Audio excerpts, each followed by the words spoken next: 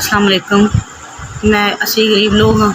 मियाँ मेरा एक मार्केट च सिक्योरिटी गार्ड है।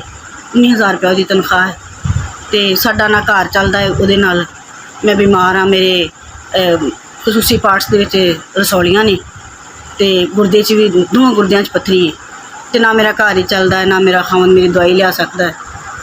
बहुत असी परेशान हाँ। तुहाडी बड़ी मेहरबानी, साडे ते कोई रहम खाओ, साडी कोई मदद करो। मेरा मियाँ कल्ला कमाने वाला है, मैं बीमार हाँ। वो सिक्योरिटी गार्ड है, बच्चियाँ मेरियां जवान ने, एक मेरा बच्चा है छोटा जिन्ना मेरा बच्चा है। किराए का घर, बड़ी मेहनत करता फिर भी घर नहीं, किस तरह घर चलावे। 2-2.5 रुपए की मेरी दवाई है तो मैं यकीन कि मैं वो भी नहीं खा सकती। मैं वो भी खाना थोड़ा परेशान होंदी रहनी हाँ। मैनू दर्द होंदी रहिंदी, इन्नी मैनू दर्द होंदी तो मैं दवाई नहीं खा सकती। तुहाडी बड़ी मेहरबानी, को मेरी मदद करो। SVS अल्लाह पाक तुहानू बहुत ज़्यादा नवाजे। तुसीं मैनू 5,000 रुपया भेजा है दवाइयां वास्ते।